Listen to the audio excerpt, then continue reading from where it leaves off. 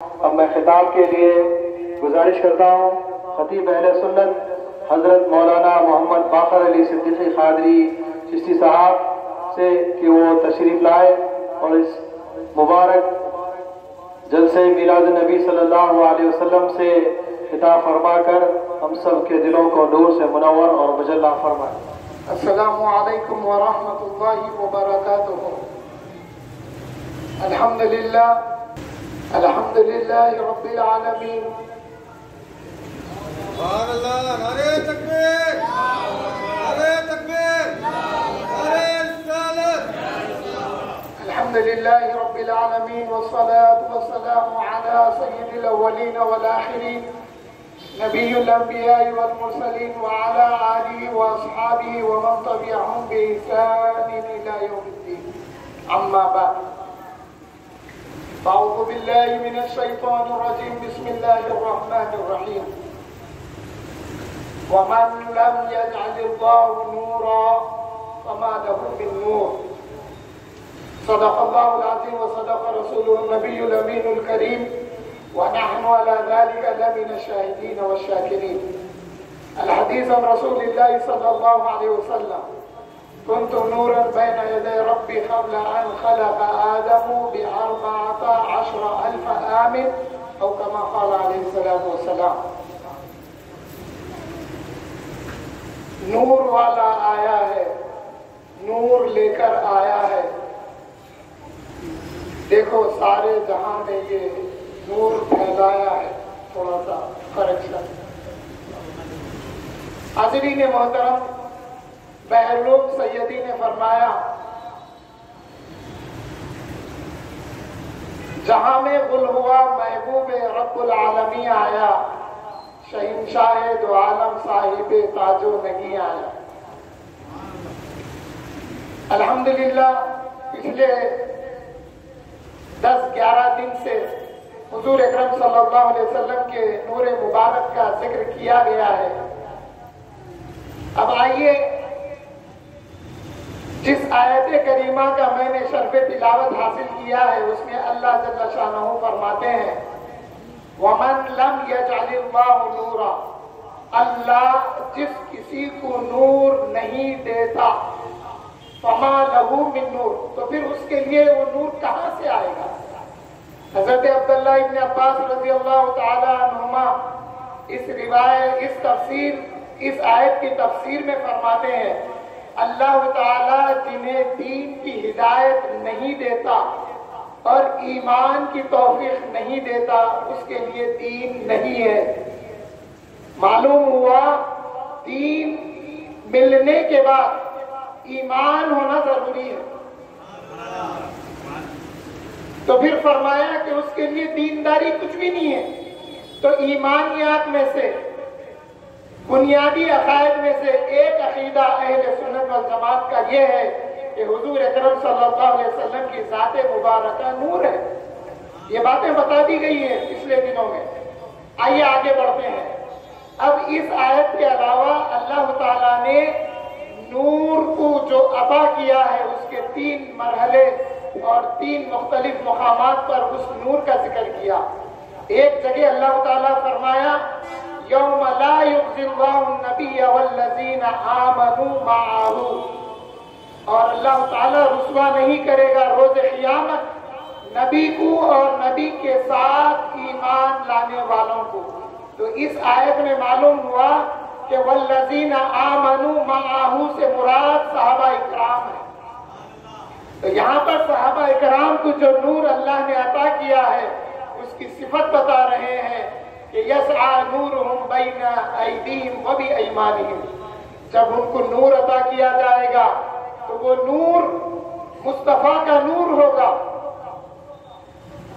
نور کی اصل اللہ جل شانہ ہے، اور پھر اللہ نے اپنے نور سے نور مصطفیٰ کو بنایا۔ نور مصطفیٰ سے ساری کائنات کی تخلیق ہوئی ہے۔ تو حاضرین محترم، پھر عالم ارواح میں اسی نور پر نبیوں سے اللہ نے عہد و پیمان لیا تھا۔ تو معلوم یہ ہوا کہ حضور کے نور کی وجہ سے ہدایت ملتی ہے، ایمان حاصل ہوتا ہے۔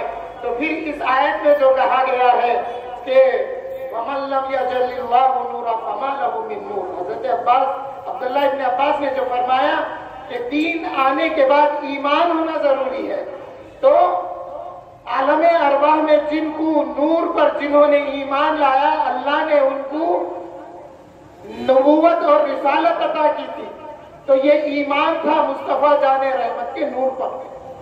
تو پھر صحابہ کو جب نور عطا کیا گیا تو وہ نور ان کے سیدھی جانب، ان کے آگے منور رہے گا، اور اسی نور کے سائے میں، اسی نور کی روشنی میں وہ جنت کی طرف چلیں گے اور جنت میں داخل ہو جائیں گے۔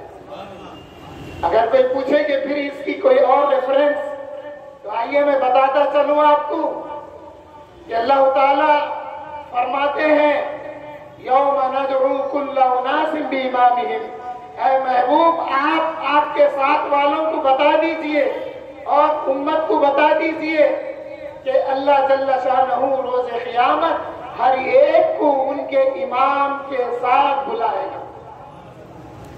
پھر اس کی تفسیر میں مختصر سی بات، اس کی تفسیر یہ بیان کر دیتا ہوں کہ مفسرین نے فرمایا جو علوم حدیث رکھتے ہیں ان کے امام رسول اللہ صلی اللہ علیہ وسلم ہے، اور روز قیامت اللہ تعالیٰ جو علوم حدیث رکھتے ہیں ان کو اپنے امام حضور کے ساتھ بلائے گا۔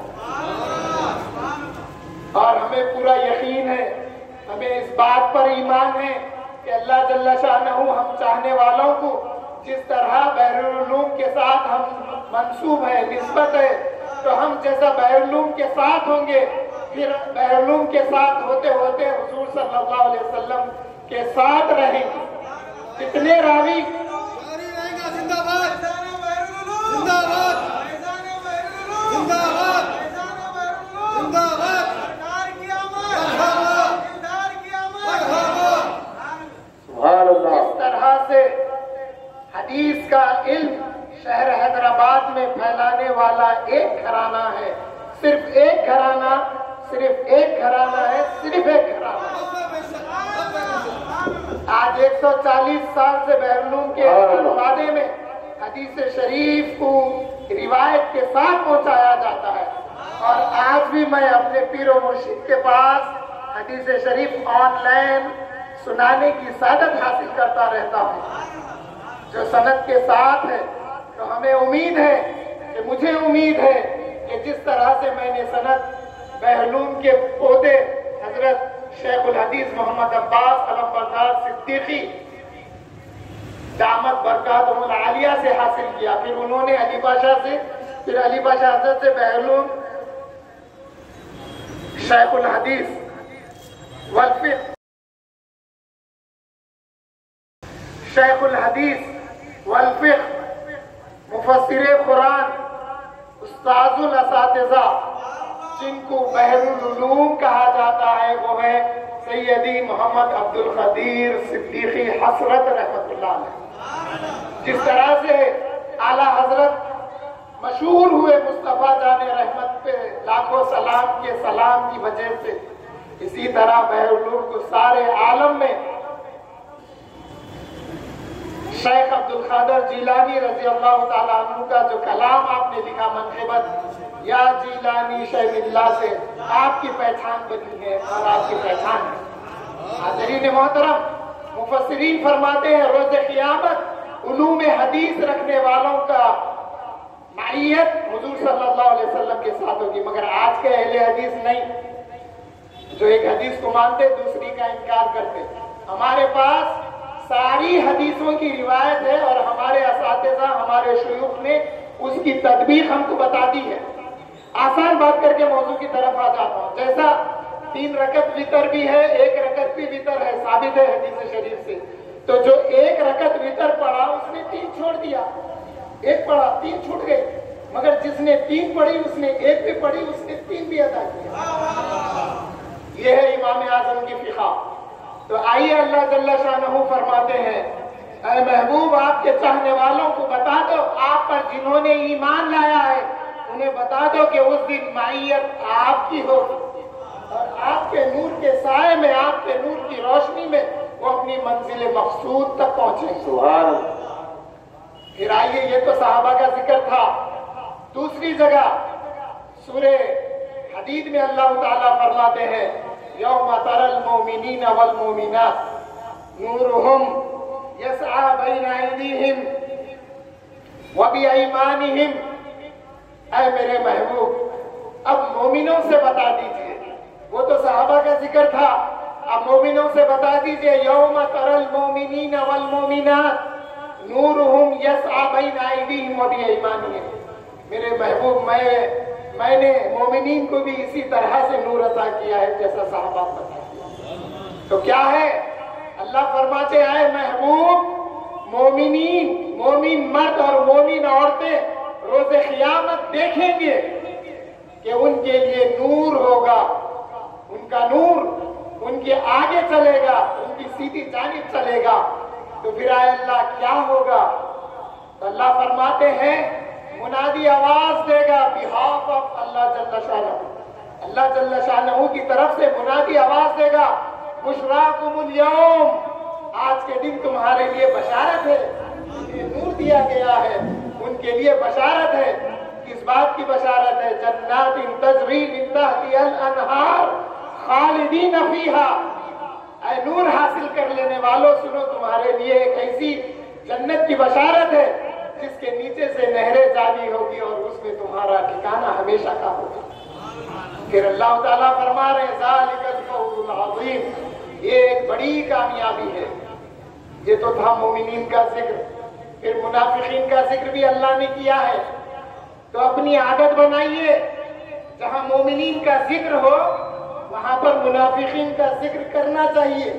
اسی لیے اعلیٰ حضرت نے فرمایا ملحدوں سے کیا مروت کیجئے، دشمن احمد پہ شدت کیجئے، دشمن احمد پر شدت کیجئے، ملحدوں سے کیا مروت کیجئے.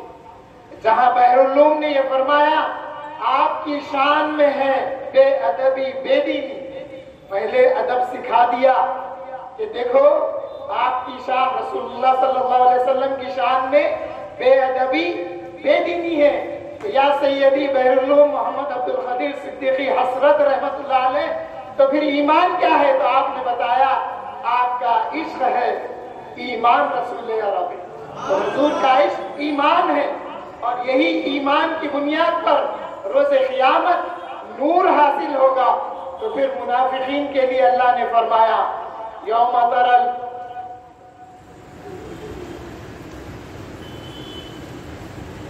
یوم یقول المنافقون والمنافقات، یوم یقول المنافقون والمنافقات للذین آمنوا انظرنا نقتبس من نورکم. تو یہ احوال کیا ہے؟ اس کی تفسیر میں یہ آیا جب مومنین کو نور ملے گا وہ آگے کی طرف جاتے رہیں گے، تو پھر انہی میں کسی کو نور انگلی میں ملے گا، کسی کو نور سیدھی جانب، کسی کو قدموں میں، کسی کو آگے، کسی کا نور انگلی میں سلگے گا بجھے گا. تو وہ جتنی دیر نور ملے گا آگے بڑھے گا، نور بجھے گا رک جائے گا. ایک اندھیرے کا عالم ہوگا. آقا کریم نے اس منظر کو یوں فرمایا اے لوگوں ظلم کرنے سے بچو، اس لیے کہ ظلم قیامت کے اندھیروں میں کا ایک اندھیرا ہے.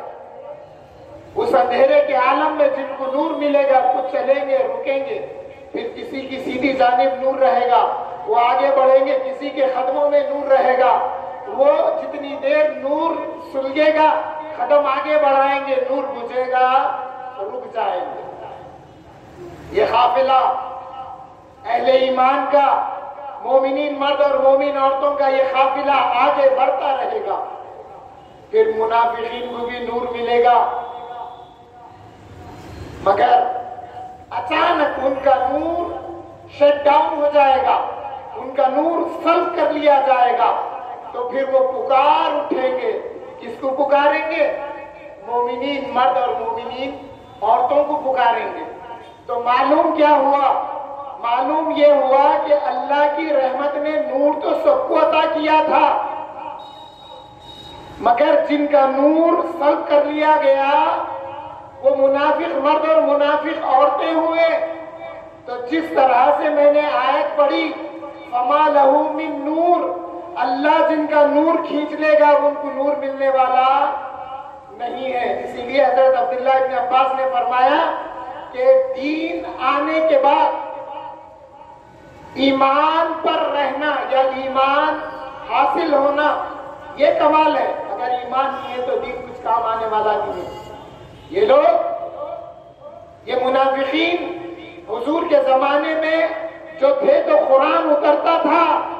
صحابہ فرماتے ہیں ہمیں منافق کی پہچان قرآن کے ذریعے، رسول اللہ کے فرمان کے ذریعے ہوتی تھی، مگر اب چونکہ قرآن اب اترنے والا نہیں ہے، قرآن مکمل ہو گیا اور حضور ہم سے بظاہر طور پر آپ پردہ فرما چکے ہیں.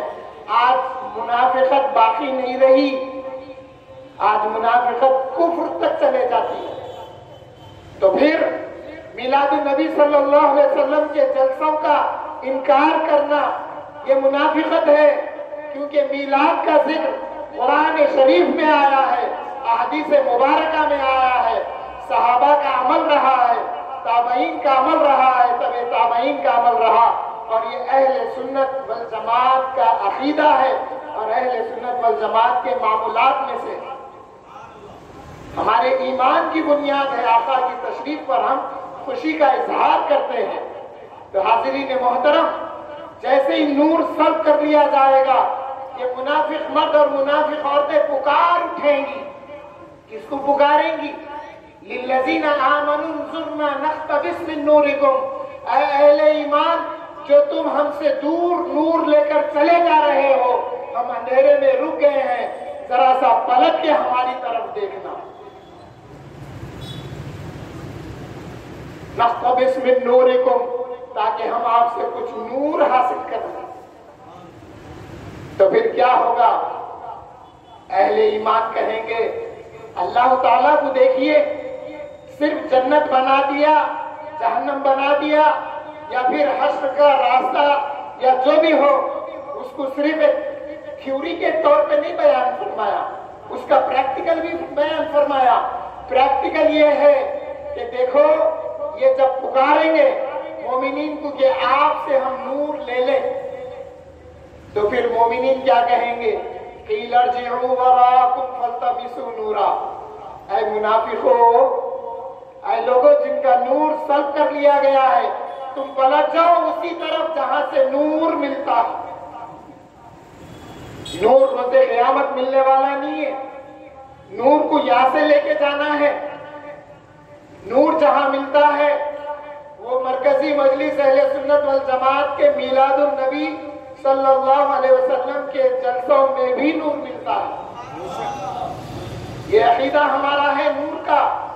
تو پھر کہیں گے قیل ارجعوا وراءکم فالتمسوا نورا، پیچھے کی طرف چلے جاؤ جہاں نور ملتا ہے. تو جب یہ پلٹیں گے تو ایک مسافت ہو جائے گی ان منافقین اور مومنین میں.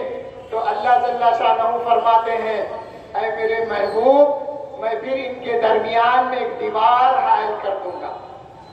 فَضُرِبَ بَيْنَهُمْ بِسُورٍ لَهُ بَابٌ بَاطِنُهُ رَحْمَةٌ وَظَاهِرُهُ مِنْ قِبَلِهِ الْعَذَابُ. اے میرے محبوب، ان دونوں کے درمیان میں ایک ایسی دیوار حائل کر دوں گا جس دیوار کے پیچھے رحمت ہوگی اور اس دیوار کے اس پاس اللہ کا عذاب ہوگا.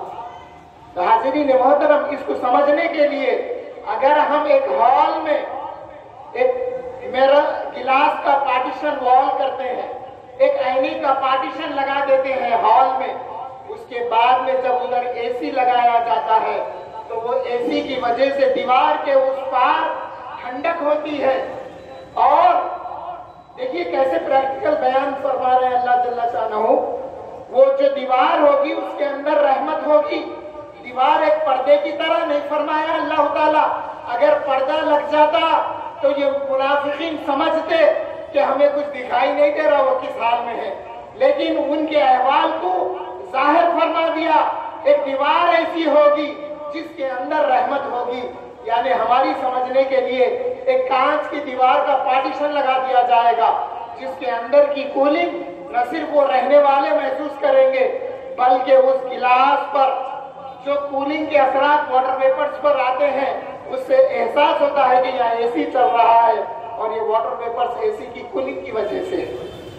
تو پھر ادھر جو ہوگا عذاب ہوگا، تکلیف میں ہوں گے۔ نہ صرف یہیں پر بات ختم ہو جائے گی، بلکہ پھر یہ منافقین مرد اور عورتیں پکار کر اہل ایمان سے کہیں گی الم نکم معکم، کیا ہم دنیا میں تمہارے ساتھ نہیں تھے؟ اس کی تفسیر میں یہ آیا کہ اے اہل ایمان، تم جو ہم کو چھوڑ کر چلے گئے ہیں، ذرا یاد کرو ہم دنیا میں تمہارے ساتھ تھے۔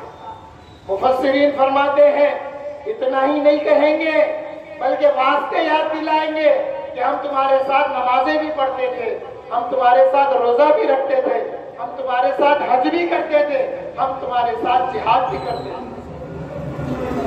تو معلوم کیا ہوا؟ اے منافقوں، نماز تو تم پڑھتے تھے، مگر جب السلام علیکہ ایھا النبی کا وقت آتا تو ہم یہ تصور کرتے تھے کہ آقا کریم صلی اللہ علیہ وسلم کی بارگاہ میں ہم سلام عرض کر رہے ہیں، اور تم یوں ہی پڑھ کے گزر جاتے تھے۔